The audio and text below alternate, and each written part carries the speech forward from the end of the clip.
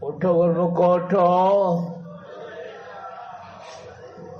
श्री गुरु महाराज जी का हुक्म है गुरुमुख उठो।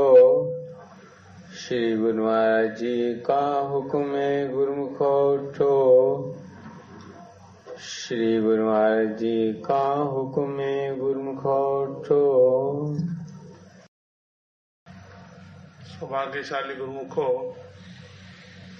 इसी प्रकार अपने मन और चित्त की समस्त वृत्तियों को एकाग्र करते हुए अपना ध्यान सन्मुख विराजमान ऊंचे व सुचे सिंहासन पर शोभायमान श्री श्री 108 श्री हजूर सतगुरुदेव दाता दीनदयाल जी महाराज जी का सुंदर मनोहारी कल्याणकारी दिव्य दर्शन दीदार अपने मन मंदिर में बसाते हुए अपनी मुख रचना को पवित्र करने और प्रेम सहित मिलकर के बोलिए जयकारा। श्री गुरु माँ। सौभाग्यशाली गुरुमुखो, 2 दिन से श्री प्रयाग धाम में खुशियों की बहार आई हुई है।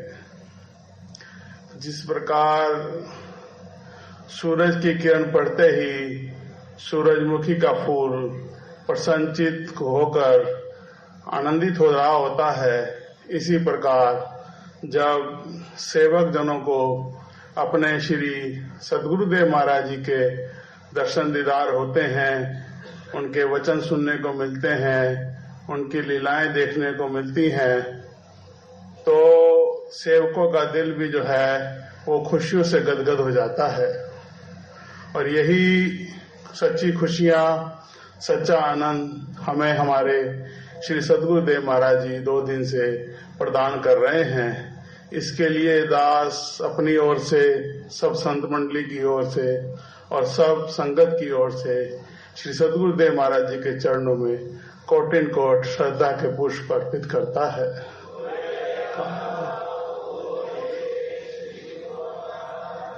और ये जो अपार रहमत, अपार खुशियां हमें श्री सद्गुरुदेव महाराज जी ने प्रदान की हैं, उसके लिए आप सब गुरुमुखों को लाखों लाख बधाई हो।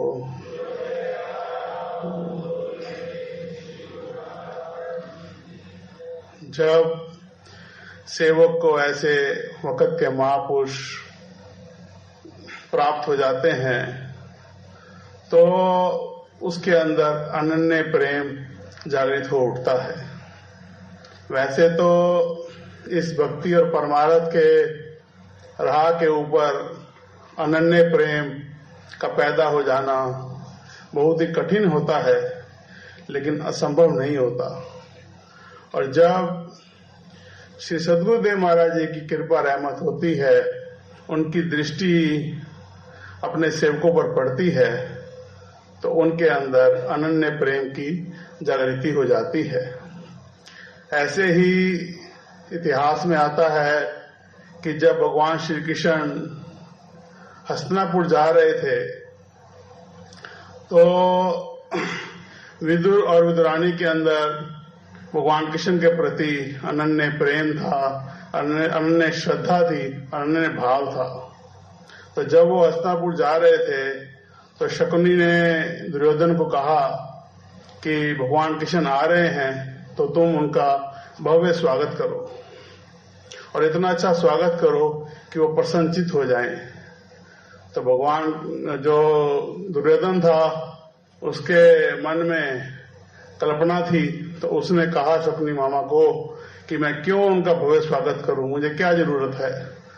तो शकुनी मामा ने समझाया उसको कि देख, जब महाभारत का युद्ध होगा तो उस समय भगवान कृष्ण जी की और उनकी सेना की बहुत आवश्यकता पड़ेगी, तो इसलिए तू उनका भव्य स्वागत कर, उन्हें प्रसन्नचित कर। लेकिन दिल में भाव अलग था, मांग थी, कुछ प्राप्त करने की इच्छा थी। उस भाव से ही उसने भगवान कृष्ण का स्वागत तो किया, लेकिन जब उसने वहां उनको रहने के लिए कहा तो भगवान कृष्ण ने कहा कि नहीं, मैं विदुर के यहाँ जाकर ही रहूंगा।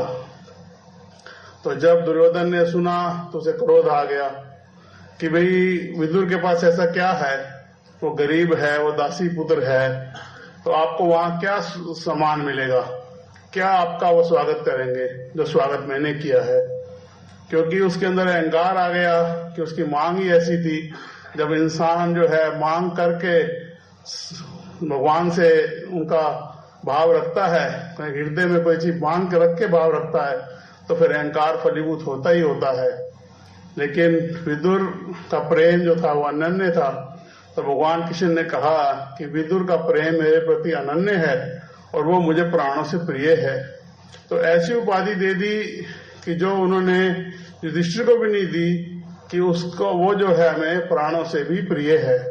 और इतिहास साक्षी है कि जब वो विदुर के घर गए तो प्रेम में इतने विभोर हो गए कि विदुरानी ने उन्हें केले की जगह केले के छिलके खिलाए, तो उसका भी बड़े प्रेम से वो भोग लगाने लगे। तो ये होता है जब सेवक का सतगुरु से मिलन हो और सेवक के दिल में अनन्य प्रेम जागृत हो, तो तब ऐसा संजोग बनता है।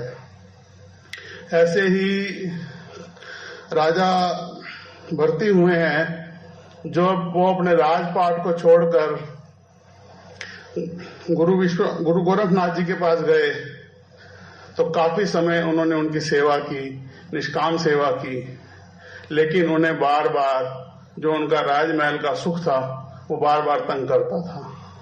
जब काफी समय हो गया तो उन्हें अपने गुरु गोरखनाथ जी से विनय की कि मैंने इतने समय से आपके यहाँ आया हूँ, आपकी सेवा भी कर रहा हूँ, आपके कहे अनुसार भी कार्य कर रहा हूँ, लेकिन जो मेरा पिछला राजपाट है वो मुझे बार बार तंग करता है, बार बार वो ख्याल आते हैं।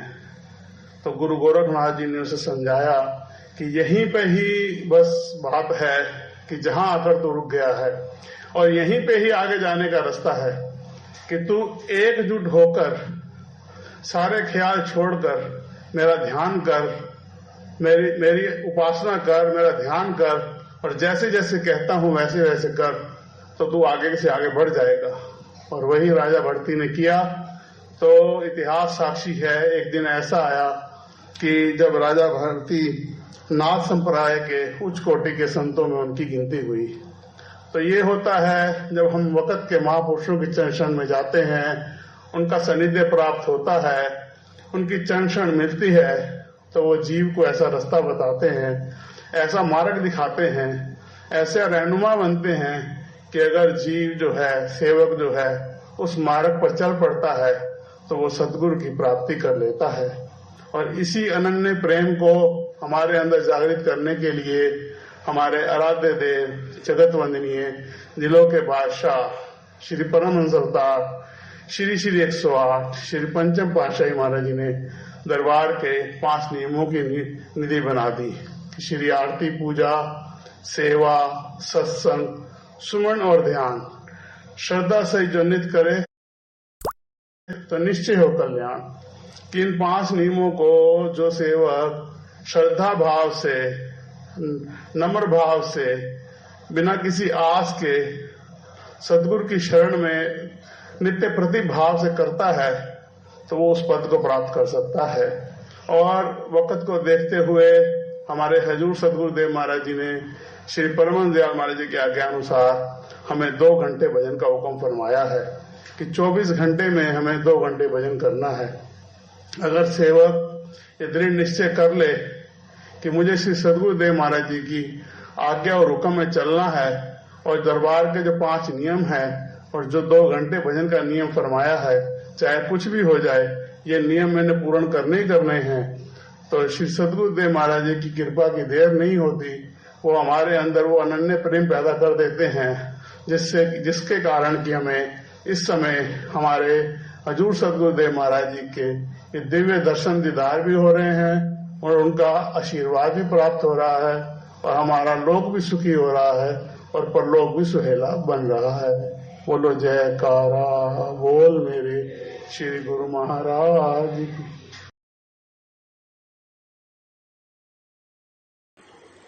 परम सौभाग्यशाली गुरुमुख सज्जन मंडली,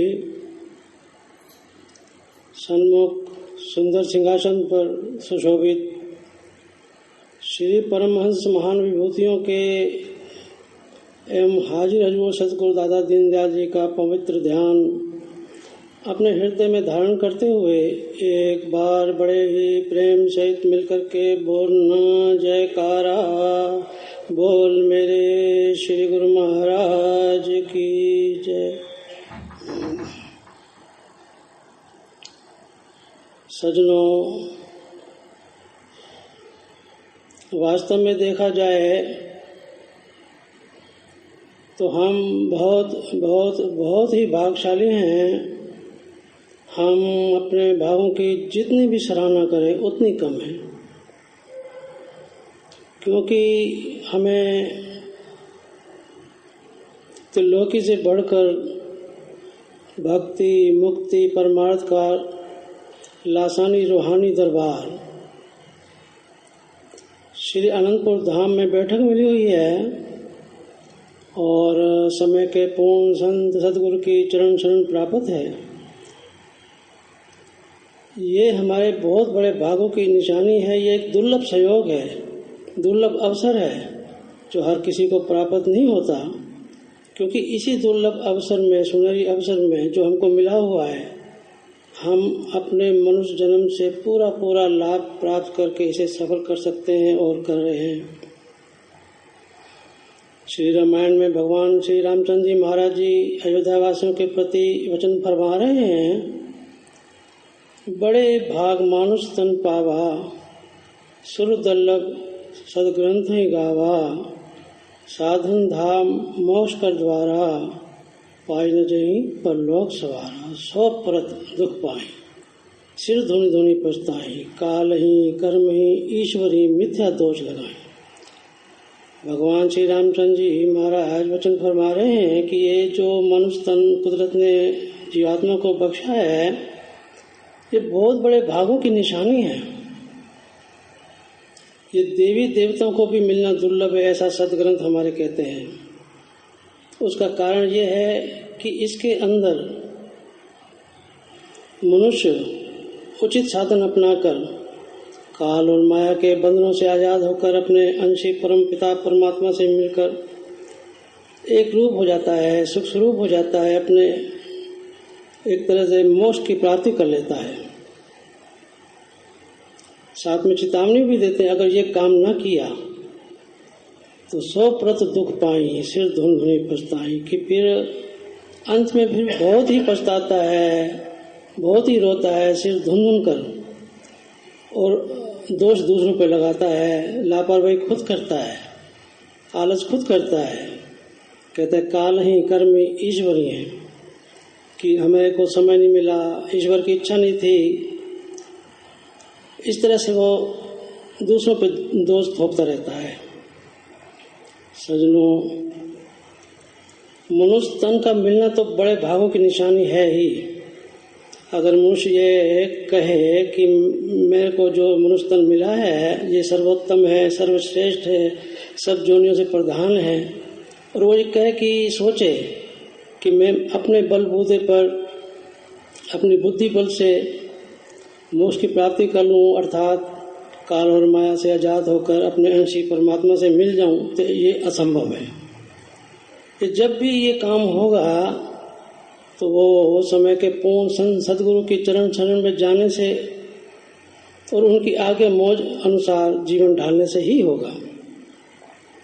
जैसे कि हम आरती में सुबह शाम गायन भी करते रहते हैं कि है जग जन्म सफल तिसका, जो गुरुपद रज मन लावई, कि उसी का जीवन सफल है जिसने अपना मन चित्त सदगुरु के चरणों से जोड़ दिया है,